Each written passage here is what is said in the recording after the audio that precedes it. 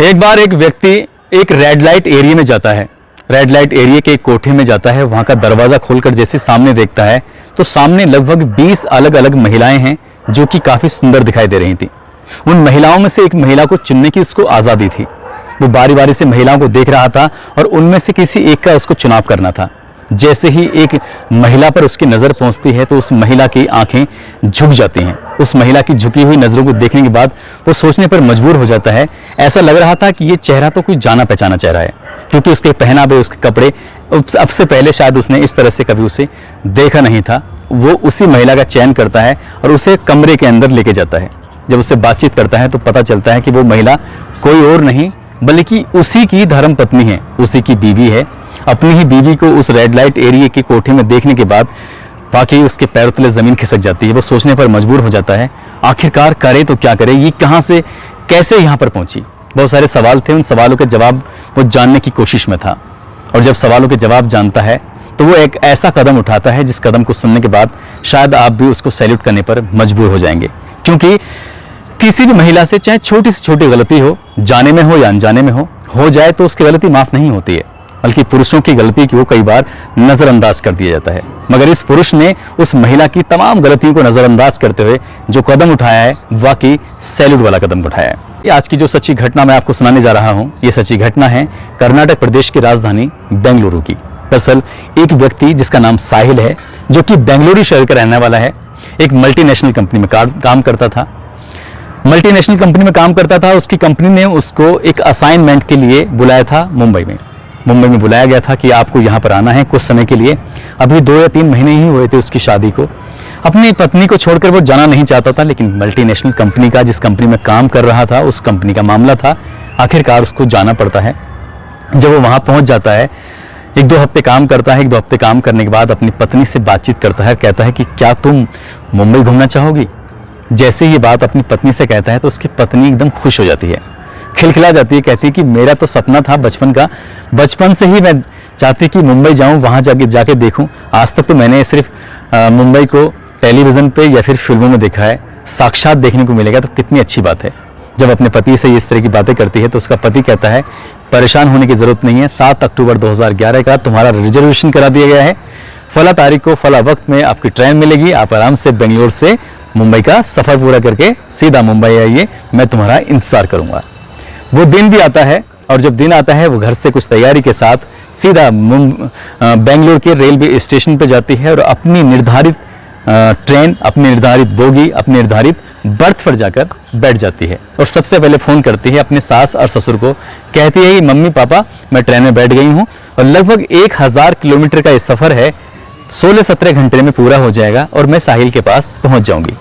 पहला फ़ोन हो चुका था, दूसरा फ़ोन वो अपने पति को करती है। अपने पति से कहती है कि जी मैं ट्रेन के अंदर बैठ गई हूँ और मैं जल्दी से आपके पास पहुँच जाऊँगी, आप परेशान मत होना। तो साहिल कहता है कि परेशान मुझे नहीं, परेशान तुम मत होना, बिल्कुल घबराने की जरूरत नहीं है, किसी से ज़्यादा बातचीत मत करना, अपने सफ़र पर ध्यान देना और कोई ऐसी वैसी चीज़ मत देना, किसी के खाने वाने की चीज़ हो। इस तरह की समझाने की कोशिश भी करता है। अब ट्रेन ये मुंबई के सफ़र के लिए चल पड़ती है। जैसे ही मुंबई के सफ़र के लिए ट्रेन चल पड़ती है तो जिस बोगी में, जिस बर्थ पर वो बैठी हुई है, सामने वाली बर्थ पर 2 व्यक्ति बैठे हुए हैं, एकदम अनजान व्यक्ति, एक दूसरे से बातचीत भी नहीं कर रहे हैं। मगर धीरे धीरे जब सफ़र आगे की तरफ चलता है तो वो दोनों व्यक्ति आपस में एक दूसरे का इंट्रोडक्शन लेते हैं, एक दूसरे से परिचय लेते हैं कि तुम कौन हो, कहाँ से जा रहे हो, कहाँ से आ रहे हो, इस तरह की बातें वो करते हैं। ये महिला किसी से बातचीत भी नहीं कर रही है, नाम तानिया है। तानिया किसी से बातचीत नहीं कर रही थी, वो बात कर रही थी तो या तो अपने सास ससुर से या फिर अपने पति साहिल से। साहिल को बताती थी कि अब इतना किलोमीटर का सफ़र हो चुका है, अब मैं यहाँ पहुँच गई हूँ। खिड़की के बाहर झांक के बताती है कि देखो ऐसा दिखाई दे रहा है, वैसा दिखाई दे रहा है। इस तरह से उसका जो सफ़र था वो कटने लगता है। और जैसे जैसे वो आगे ट्रेन बढ़ रही थी तो उन्हीं 2 व्यक्ति जो कि उसके बर्थ के ठीक सामने बैठे हैं, उनमें से एक व्यक्ति कहता है, बहन जी लगता है कि आज पहली बार आप ट्रेन में सफ़र कर रही हैं, वो भी मुंबई का। तो कहती है कि हाँ मैंने ट्रेन में तो बहुत सफ़र किए हैं, लेकिन अकेले मुंबई में पहली बार जा रही हूँ। जब दोनों इस बात को कहते हैं तो कहते हैं बहन जी आपको परेशान होने की बिल्कुल ज़रूरत नहीं है, हम भी मुंबई जा रहे हैं, किसी भी तरह की कोई दिक्कत, कोई परेशानी हो तो आप हमसे शेयर कर सकती हैं। ऐसे ही बातचीत चल रही थी। कुछ खाने पीने की चीज़ें थी उनके पास, वो खा रहे थे। उनका बहन जी आप भी खाएंगी, तो वो मना कर देती है। लेकिन जब आगे वक्त गुजर रहा है, 15-16 घंटे का सफ़र है, तो किसी भी अनजान व्यक्ति से इस लंबे सफ़र में जब कोई सोना ना हो तो आराम से बातचीत जब होंगी तो जाहिर सी बात है कि दोस्ती भी हो ही जाएगी। उधर तो उन दोनों की दोस्ती हो चुकी थी और उन दोनों ने इस तानिया से भी कहीं ना कहीं जान पहचान बना ली थी। तानिया जब अपना कुछ खाने पीने का सामान था तो खाते पीते उन लोगों की नज़र उस तानिया के सामान पर पड़ती है, तो आखिरकार तानिया की मजबूरी बन जाती है उस सामान को दिखाते हुए कि भाई साहब आप भी समय से सामान लेंगे। जब वो बात उन दोनों व्यक्ति से कहती है तो वो व्यक्ति भी उसके सामान लेकर खाने लगते हैं।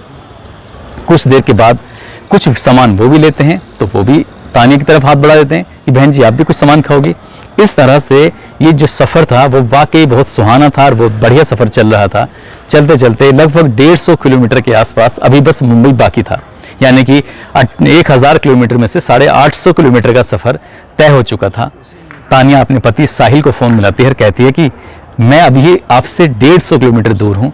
तो कहता है कि तुम्हें परेशान होने की ज़रूरत नहीं है, मैं तुम्हें लेने के लिए रेलवे स्टेशन पर आ जाऊँगा। बस इतना ये फ़ोन था। उसके बाद ये दोनों व्यक्ति कहते हैं कि बहन जी चाय पियोगी? कहती है कि मैं तो चाय नहीं पीऊँगी, आपको पीनी है तो आप पी लीजिए। लेकिन वो 2 चाय के साथ साथ तीसरी चाय भी लेते हैं। तीसरी चाय लेते हैं तो तानिया को चाय पिला देते हैं और खुद भी चाय पीते हैं। जब तानिया चाय पी लेती है, चाय पीते ही तानिया एकदम बेहोश जैसी हालत में हो जाती है, नींद आने लगती है उसको। लगभग 2 या 3 घंटे के बाद जब आंख खुलती है तो पता चलता है कि तानिया अब ट्रेन के किसी बोगी या बर्थ के अंदर नहीं बैठी हुई है, बल्कि वो एक कार के अंदर है और कार बहुत तेजी से चल रही थी। उसको जैसे ही हल्की फुल्की उसकी आंखें खुलती हैं, वो आंखें खोलने की कोशिश करती है तो पता चलता है कि वो बेहोशी जैसी हालत में थी, ठीक से बोल भी नहीं पा रही थी।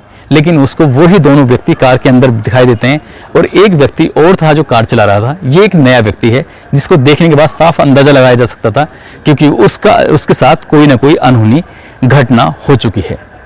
उनसे कहती है कि मैं कहाँ हूँ, तुम मुझे कहाँ लेके जा रहे हो। इससे पहले कि वो कुछ बातचीत करती है उसको जोर का एक थप्पड़ पड़ता है और कहा जाता है कि आवाज़ निकाली तो और पिटाई होगी, इसलिए चुपचाप पड़े रहो। क्योंकि उससे चाय में कुछ नशीला पदार्थ दिया गया था। उसको पीने के बाद चाय को पीने के बाद उसकी हालत ऐसी नहीं थी कि वो विरोध करने जैसी कंडीशन में हो। लगातार गाड़ी चल रही है और गाड़ी चलते चलते पहुंच जाती है एक ऐसे इलाके में जहां पर जब उसे कार से उस जगह पर लेके जा रहे थे तो उसकी हालत चलने लायक नहीं थी, लेकिन उन दोनों ने ऐसे पकड़ा हुआ था जैसे कि वाकई वो उस महिला बीमारी जैसी हालत में हो। ठीक ट्रेन से भी शायद उन्होंने उसको वैसे ही निकाला होगा। ट्रेन जब किसी भी स्टेशन से वो कार तक लेके आए होंगे तो वहाँ भी उन्होंने इसी अंदाज से निकाला होगा जैसे घर की परिवार की कोई परिचित महिला हो।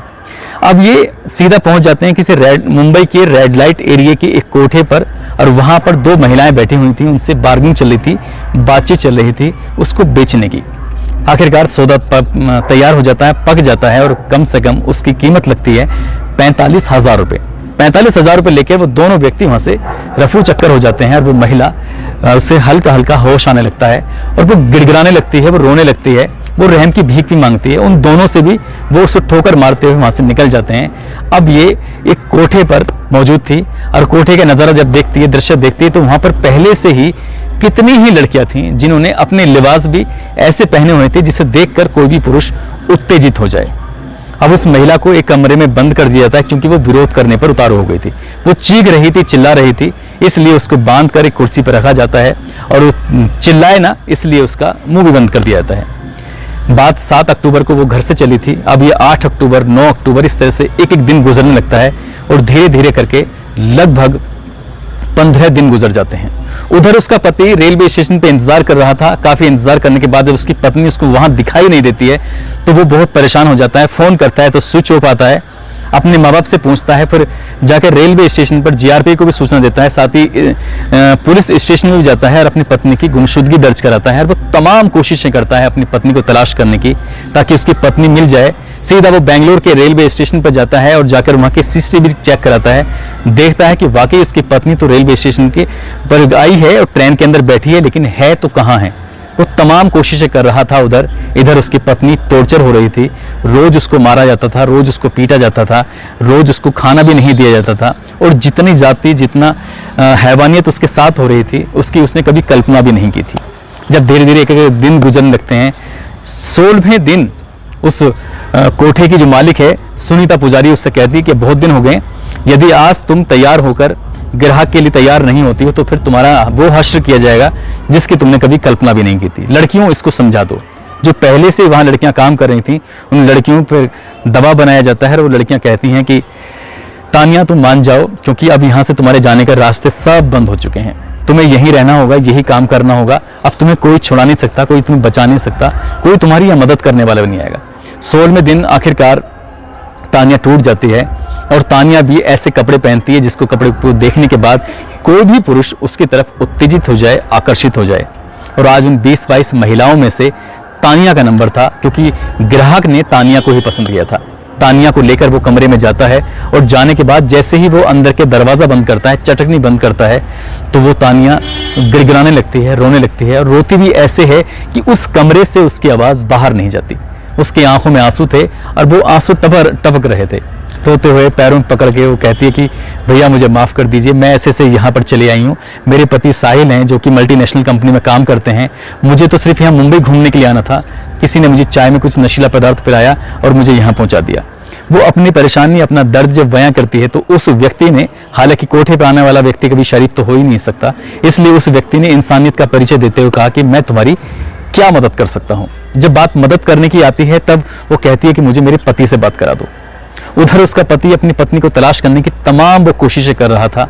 आखिरकार वो बार बार फोन देखता था, वो सोच भी रहा था कि सफ़र शुरू होता है तब फ़ोन आता है, सुबह शाम रोज़ फ़ोन करती थी, अब फ़ोन आता भी नहीं है, फ़ोन स्विच ऑफ हो रहा है। लेकिन 16वें दिन जाकर जब एक अनजान नंबर से फ़ोन आता है साहिल के पास और आवाज़ आती है कि रोते हुए कि मैं तानिया बात कर रही हूँ, मैं कहाँ हूँ मुझे नहीं पता, मुझे बचा लो, मुझे यहाँ नहीं रहना है। जब पूरी कहानी कुछ बातचीत सुनता है तो वो कहता है कि तुम हो कहाँ पर? कहता है मुझे नहीं पता। तानिया मना कर दी थी, मुझे कुछ नहीं पता। ये कहाँ है, किस कमरे में है, किस कोठे पर है, किस रेड लाइट एरिया में है, वो इलाका कौन सा है, सारी जानकारी वो व्यक्ति देता है जो व्यक्ति अभी तक उसकी मदद कर रहा था। साहिल को जब उसकी सूचना मिल जाती है तो साहिल सोचने पर मजबूर हो जाता है कि आखिरकार करूं तो क्या करूं, इसको कैसे बचाऊं। जब बात बचाने की आती है वो कहता है कि पुलिस के पास जाऊंगा, पुलिस वहां पर छापा मारेगी तो पता चला कि वो कोठे से गायब कर दिया है, कुछ उसको नुकसान पहुंचा दिया, तो इसलिए वो ऐसा कुछ नहीं करता है और वो सीधा बजाय पुलिस की मदद लेने के वो सीधा पहुंच जाता है ग्राहक बनकर उसी कोठे पर। और उसी कोठे पर जाने के बाद तब तक वो पुराना ग्राहक जा चुका था, अब नया ग्राहक साहिल बनकर आता है और उन महिलाओं में से तलाश करता है, अपनी बीवी को ढूंढने की कोशिश करता है।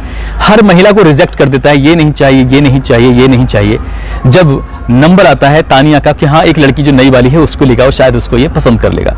तानिया को देखता है, तानिया को देखते ही उसकी बीवी की नज़रें झुक जाती हैं, डबडबाने लगती हैं, आंखों से आंसू टपकने लगते हैं। वो अपनी पत्नी को देखकर हैरान था, परेशान था और सीधा कहता है कि मुझे यही लड़की चाहिए। उसको लेकर वो कोठे के अंदर जाता है और उसकी पूरी कहानी सुनता है कि आखिरकार यहाँ कैसे पहुंची। वो अपनी पत्नी से नाराज नहीं होता बल्कि उसको सीने से लगाता है और उसे कहता है कि तुम्हें परेशान होने की जरूरत नहीं है, अब जरूरत है हमें ठंडे दिमाग से काम लेने की और यहाँ से सोचो कि निकले कैसे। हमने यहाँ से भागने की कोशिश की तो ये लोग हम पे हमला कर देंगे, हमें मार भी सकते हैं, हमें नुकसान पहुंचा सकते हैं। तभी बैठे बैठे साहिल को एक तरकीब सूझी और वो पुलिस कंट्रोल रूम को फोन करता है और पूरी कहानी 7 अक्टूबर से गायब होने से लेकर अभी तक की पूरी कहानी बताता है। बताते बताते कहता है कि पुलिस को कि मेरी पत्नी रेड लाइट एरिया के फला कोठे पर फला रूम में है, आप जल्दी से आ जाइए। पुलिस ने वाकई ईमानदारी का काम किया, बहुत अच्छा काम किया। मुंबई पुलिस भी वाकई सैल्यूट की हकदार है। मैं बात कर रहा हूँ सन 2011 की उस किस्से की। भारी पुलिस वहाँ पर बहुत बड़ी संख्या में पुलिस पहुँचती है, उस कोठे को घेर लेती है। साथ ही जब वहाँ पर छापा मारा जाता है, वहाँ पर एक कमरे की तलाशी ली जाती है तो साहिल और तानिया भी एक कमरे के अंदर मौजूद मिलते हैं और दोनों की हालत दिखाने लायक थी। पुलिस उन्हें सुरक्षित वहां से निकालती है। न केवल तानिया को वहां से निकालती है बल्कि ऐसी कई लड़कियां थीं जो बेवजह ऐसे ही दलालों के चंगुल में फंस जाती हैं। उन दलालों के बारे में जब